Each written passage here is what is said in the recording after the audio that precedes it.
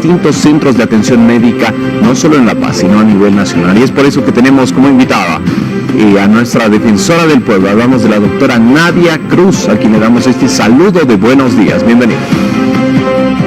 Buenos días, Héctor. Un saludo fraternal para usted, para todo el equipo y para toda la audiencia que nos está siguiendo.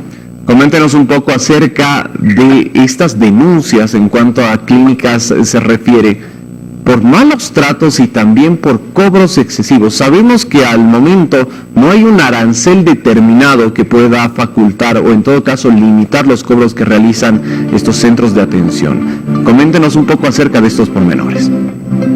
Bueno, las denuncias por cobros elevados o por maltrato como consecuencia de la obligación de pago de las clínicas privadas que realizan respecto a los pacientes, la venimos nosotros viendo desde la gestión pasada, desde la primera ola del COVID-19, y desde ese momento ya surgió la necesidad de establecer que estas ingresen dentro del sistema o dentro de todo el aparato del Sistema Nacional de Salud que iba a combatir la COVID-19. Lastimosamente esto no fue efectivo durante la gestión 2020. Se presentó un proyecto de ley que pueda este límite a los aranceles. Lastimosamente no fue atendido en su momento. Sin embargo, se cuenta ya con una resolución ministerial que señala los límites en los precios en fármacos, pero también hace una relación respecto a los límites que deberían tener las clínicas privadas al momento de cobrar por atención de COVID-19. Ahora bien, esto evidentemente no había sido de ninguna forma fiscalizado, toda vez que la ley de emergencia sanitaria que establece ya el control, las instancias que pueden hacerlo, no estaba entrando en vigencia. Ahora ya se cuenta con esta disposición legislativa, se tiene que las instituciones, a través de un consejo especial, tienen que generar los mecanismos de control y fiscalización.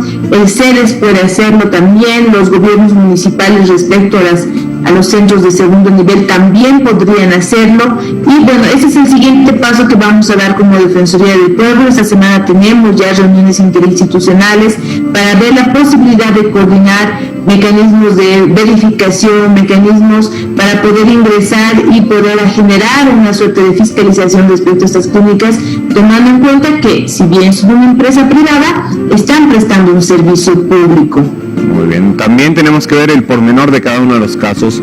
En una situación veíamos un cobro de más de 127,000 bolivianos por 22 días de internación, y ojo, no nos referimos a la terapia intensiva, sino atención en general, terapia intermedia y terapia normal, que viene a ser la internación que todos conocemos.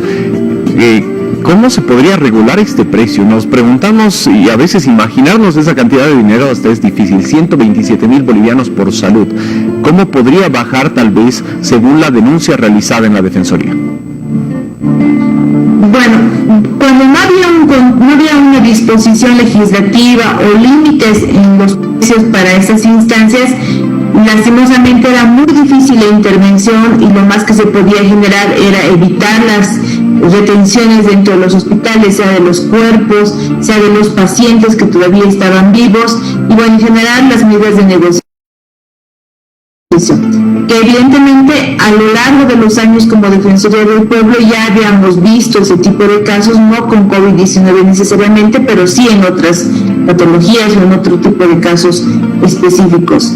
Ahora lo que corresponde, les reitero, con esta norma legislativa, con una suerte de fijación de precios límites que pueden cobrar las clínicas privadas, pues ingresar cuando estas estén generando un cobro al margen de la ley, al margen de lo que ya ha dispuesto el Estado, pues procesos de fiscalización, procesos de sanción contra estas clínicas. Ahora, cuando sus acciones ya lleguen a ser arbitrarias o delincuenciales, como las retenciones de pacientes o de familiares, corresponderá que esto atienda la vía penal o la justicia penal, pues ya estaríamos ingresando a una suerte de delitos. Aquí, ¿qué es lo importante? Y creo que aquí sí habría que hacer un énfasis especial. Es que la población tiene que denunciar. Nosotros entendemos como Defensoría, por la experiencia que tenemos, que cuando un paciente está yendo a un centro de salud y no es atendido, lo último que está esperando o está pensando es hacer una denuncia, porque lo que quiere o requiere es atención inmediata. Y lo propio es con los familiares que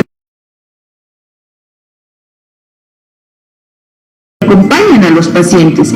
Sin embargo, ante esos actos arbitrarios, es importante darse un momento, presentar la denuncia, que esa denuncia sea totalmente expedita y rápida para que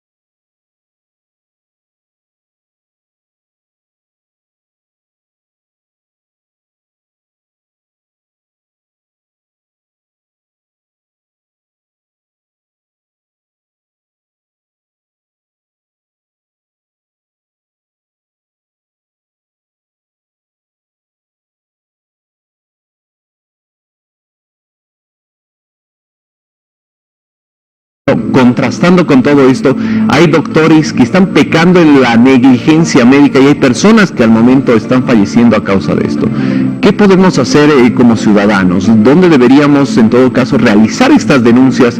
Sabemos que hay muchas personas que por este miedo, por ese temor, se están quedando en silencio, doctora.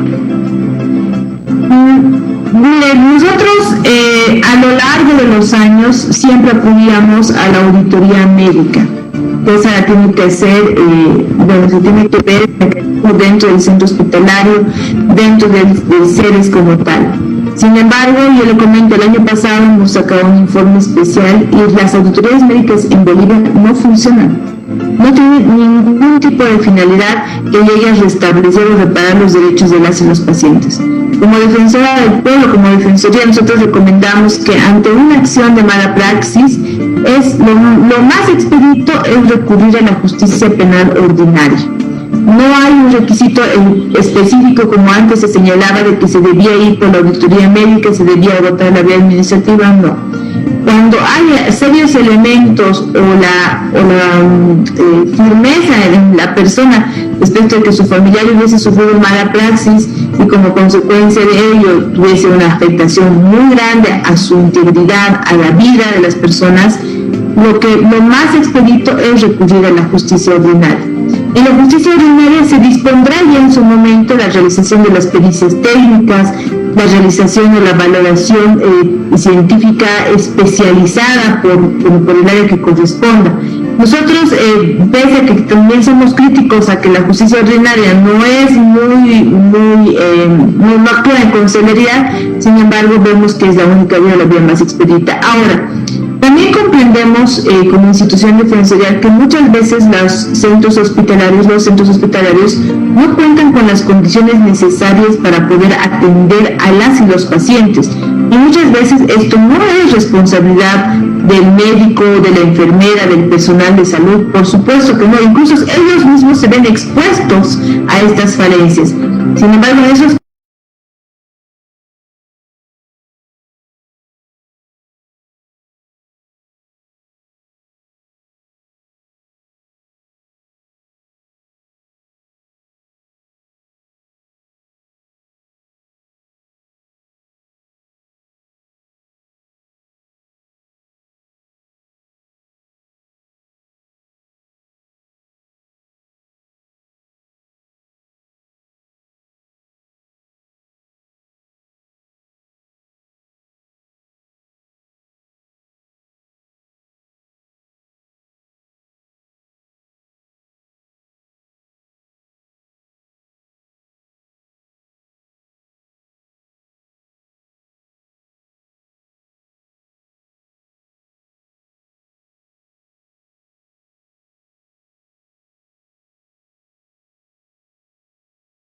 lastimosamente estas graves violaciones de derechos humanos aún no cuentan con una acusación. La identificación de algunos imputados en ambos casos todavía llega a ser ínfima en relación a la magnitud de la afectación de derechos que ha existido. Como Defensoría del Pueblo seguimos siendo muy críticos a la labor del Ministerio Público que de haber pasado de un agente vulnerador durante el 2019, incluso contra las víctimas, el día de hoy se presenta como un agente que trata de avanzar pero muy lentamente.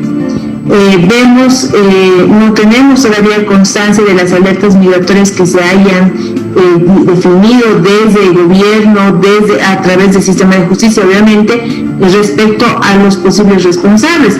Yo he sido muy enfática en esto. Para nosotros, como Defensoría del Pueblo, hay una responsable y un gabinete que la ha acompañado como corresponsables, como autores o quienes dieron la instrucción, y es la señora Yanine Áñez y su gabinete en pleno como un gabinete solidario en la toma de definiciones cuando ellos declararon, primero, la autorización para las intervenciones conjuntas entre policías y militares, y dos, cuando estas intervenciones una suerte de exhibición de responsabilidad a los militares en caso de que exista afectación de derechos como ha existido. Entonces, lastimosamente ninguna de estas autoridades todavía está formalmente citada, no conocemos sobre alguna orden o colaboración, solicitud de cooperación internacional para que estas puedan ser halladas.